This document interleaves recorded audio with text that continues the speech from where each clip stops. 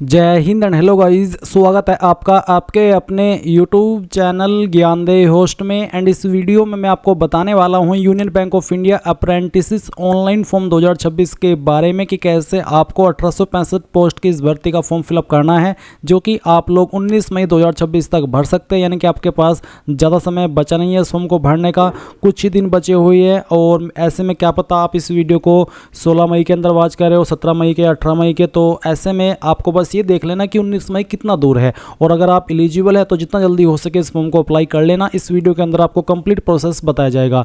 चलिए शुरू करते हैं।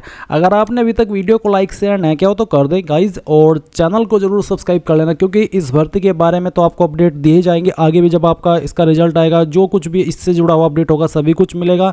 एंड वैसे भी ऑल इंडिया लेवल पर मैं सभी फॉर्म अपडेट यहाँ पर देता हूँ, चाहे वो वैकेंसी 10वीं पास पर हो, 12वीं पर हो, डिग्री पर हो, कुछ पर भी हो, वो यहाँ पर आपको सबसे पहले मिलते हैं। इसलिए चैनल सब्सक्राइब कर लेना। फिर जो लिंक मैंने आपको इस वीडियो को डिस्क्रिप्शन में दिया है, ये आप ओपन करेंगे, जो कि ओपन करना अनिवार्य है। यहीं से आपको संपूर्ण इन्फॉर्मेशन मिलेगी।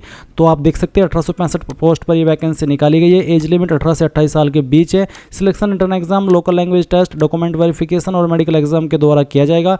फीस यहाँ पर कौन सी कैटेगरी के लिए कितनी है वो भी आप चेक कर सकते हैं। फिर आप यहाँ पर नीचे की तरफ आएंगे और ये सभी जानकारी चेक करने के बाद अगर आप इसका नोटिफिकेशन देखना चाहें तो ऑफिशियल नोटिफिकेशन पीडीएफ के ऊपर क्लिक करेंगे, आपके सामने पीडीएफ आ जाएगा। इसमें आप देख सकते हैं कि कौन सी स्टेट में किस कैटेगरी में कितनी वैकेंसी निकाली है। और बाकी जो इन्फॉर्मेशन मैंने आपको हमारी वेबसाइट से दी है वो भी आप यहाँ से एक बार फिर से डबल चेक कर सकते हैं अगर आपको करनी है।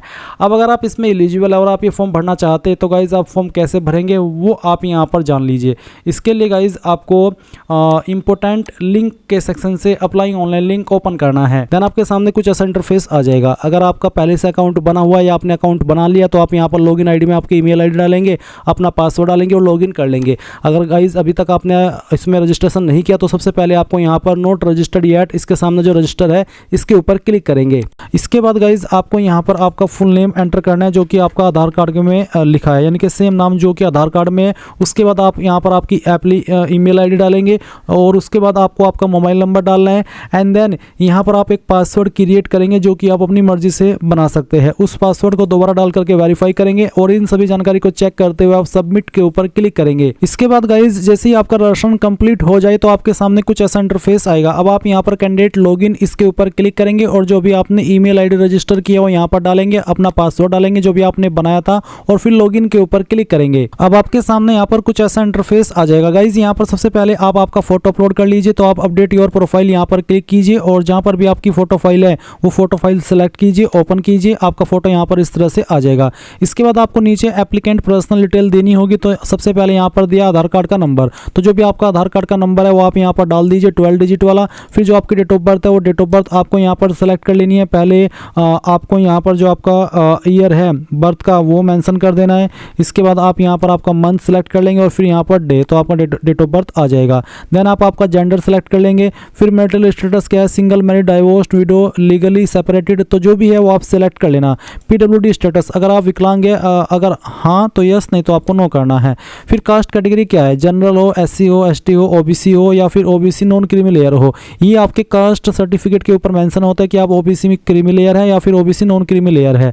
इसके बाद आप यहाँ पर देखेंगे इंग्लिश प्रोफिशिएंसी लेवल, तो आपको यहाँ पर इसमें सेलेक्ट कर लेना है, जैसे कि none, not non, basic, beginner, intermediate या फिर एडवांस्ड।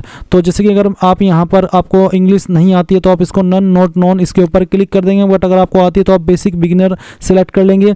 उसके बाद में आपको बताना कि आपको पढ़नी आती है, अगर हाँ तो यस के ऊपर टिक कर देंगे, और अगर आपको लिखनी आती है तो यस के ऊपर टिक कर देंगे। और स्पीक में अगर आपको बोलनी आती है तो आप यस करिएगा, नहीं तो आप नो कर सकते हैं। उसके बाद हिंदी प्रोफिशिएंसी लेवल में आपको सेम वे में यहाँ पर बताना है, तो चलिए मैं इसमें एडवांस सेलेक्ट कर लेता हूँ। एडवांस सेलेक्ट करने के बाद में क्योंकि हिंदी तो आपको लिखनी, पढ़नी और बोलनी अच्छे से आती होगी तो आप इसमें यस कर देना। उसके बाद में यहाँ पर रीजनल लोकल लैंग्वेज आता है। अगर आपको कोई और रीजनल या लोकल लैंग्वेज आती है जैसे कि उर्दू, पंजाबी, संस्कृत या फिर तमिल, तेलुगु, मलयालम, तो वो लैंग्वेज आप यहाँ पर लिखिए और बता दीजिए कि मुझे लिखनी आती है, पढ़नी आती है या बोलनी आती है। इसके बाद गाइज आप एप्लीकेंट एजुकेशनल डिटेल इसके ऊपर क्लिक करेंगे और इसके ऊपर क्लिक करने के बाद आपको यहाँ पर कंप्लीटेड क्वालिफिकेशन की जानकारी देनी है। गाइज वो क्वालिफिकेशन जो कि आपकी कंप्लीट हो चुकी है, तो आप यहाँ पर इसमें हाईएस्ट क्वालिफिकेशन सेलेक्ट कर लेंगे। बेसिकली इस वाली वैकेंसी पर भी अप्लाई करने के लिए आपसे ग्रेजुएशन की योग्यता मांगी है, तो आप यहाँ पर ग्रेजुएशन सेलेक्ट कर लेना। फिर यहाँ पर आपको date of last marksheet, last marksheet के ऊपर कौन सी डेट है या फिर किस डेट में आपकी लास्ट मार्कशीट जारी हुई है, वो पहले मंथ फिर डे और उसके बाद में ईयर। पहले आपको डे नहीं बल्कि मंथ देना होगा और फिर डे और उसके बाद में ईयर। करंटली परसुइंग, अगर आप अभी कुछ को कर रहे हैं तो यस, अगर आपने वो कंप्लीट कर लिया तो आप नो कर देना। फिर आप यहाँ पर नीचे देखेंगे एप्लीकेंट एड्रेस डिटेल, आप इस सेक्शन के ऊपर क्लिक करेंगे और जो आपका करंट एड्रेस है वो आप यहाँ पर फिल करेंगे। तो करंट एड्रेस लाइन फर्स्ट 2 के अंदर आप आधा जो आपका एड्रेस का हिस्सा है वो यहाँ पर टाइप कर देना और जो बाकी बचता है वो आप एड्रेस लाइन 2 में फिल कर देना। उसके बाद आप यहाँ से आपकी स्टेट सेलेक्ट कर लेंगे, फिर आपकी डिस्ट्रिक्ट कौन सी है वो डिस्ट्रिक्ट आपको यहाँ पर सेलेक्ट कर लेनी है। आपका सिटी या टाउन या विलेज कौन सा है वो आप यहाँ पर लिख देंगे और अपना पिन कोड भी आपको यहाँ पर डाल देना है। नीचे आता है परमानेंट एड्रेस, ऊपर आपने प्रेजेंट एड्रेस भरा, नीचे आपको परमानेंट एड्रेस भरना है। अगर आपका प्रेजेंट एड्रेस और परमानेंट एड्रेस एक ही है तो जो एड्रेस आपने ऊपर भरा वही आप यहाँ पर नीचे भर दीजिएगा। इसके बाद आप यहाँ पर सेव के ऊपर क्लिक कीजिएगा। सेव के ऊपर क्लिक करने के बाद आप देखेंगे कैंडिडेट प्रोफाइल अपडेटेड सक्सेसफुली। अब आपको यहाँ पर नीचे अपलोड ऑल रिक्वायर्ड डॉक्यूमेंट्स, यानी कि जो यहाँ पर जरूरी डॉक्यूमेंट है वो अपलोड करने हैं। तो पहले आप देख सकते हैं आधार कार्ड फ्रंट साइड आपको अपलोड करना होगा, फिर यहाँ पर आधार कार्ड का जो बैक साइड है वो अपलोड करना है, 10th की मार्कशीट अपलोड करनी है, 12th की मार्कशीट या सर्टिफिकेट अपलोड करना है, ग्रेजुएशन की मार्कशीट और आपका जो कास्ट कैटेगरी सर्टिफिकेट है, अगर आप ओबीसी है या फिर SC ST है तो वो आप यहाँ पर अपलोड करेंगे। आप कैसे करेंगे वो जान लीजिए। जैसे कि यहाँ पर 10th की मार्कशीट में आपको अपलोड करके दिखाऊं तो आप अपलोड के ऊपर क्लिक कीजिए और जहाँ पर भी आपकी 10th की मार्कशीट है वो आपको यहाँ पर सेलेक्ट कर लेनी है। डेमो के लिए मैं यहाँ पर ये फाइल सेलेक्ट करता हूँ, ओपन करता हूँ, इस तरह से आपकी फाइल यहाँ पर आ जाएगी। फिर आप व्यू के ऊपर क्लिक करके इसको व्यू भी कर सकते हैं। इसके बाद यहाँ पर गाइस जैसे इन सभी डॉक्यूमेंट्स को आप यहाँ पर अपलोड कर देंगे, आप नीचे देखेंगे एडिशनल डॉक्यूमेंट, तो अगर आपका कोई एडिशनल डॉक्यूमेंट है वो भी आप यहाँ पर दे सकते हैं। फिर नीचे आता है लुकिंग फॉर, आप यहाँ पर अप्रेंटिसशिप के लिए देख रहे हैं या जॉब के लिए, तो आप यहाँ पर अप्रेंटिसशिप सिलेक्ट करेंगे, यहाँ पर टिक करेंगे और प्रोसीड के ऊपर क्लिक कर देंगे। इसके बाद आपको यहाँ पर अप्रेंटिसशिप डिटेल्स के अंदर देखने को मिलेगा कि if you have previously participated in any apprenticeship program और signed and apprenticeship contract even if you left it midway you are not eligible to apply for another apprenticeship. यानी कि आप अगर आपने पहले किसी अन्य ऑर्गेनाइजेशन से अप्रेंटिसशिप की है, फिर अप्रेंटिसशिप करते समय उसको बीच में छोड़ दिया था, तो आप इसमें अप्लाई करने के लिए एलिजिबल नहीं है। साथ ही I have acknowledged and confirm that I accept full responsibility for the information provided if I apply for another apprenticeship despite this condition I shall be. Basically आप यहाँ पर ये कह रही है कि अगर मैंने ऐसा कुछ किया है, मैंने पहले भी अप्रेंटिसशिप कर लिया और दोबारा मैं इसमें अप्लाई कर लूँ तो मेरे ऊपर आप कोई भी एक्शन लेना चाहे तो ले सकते हैं।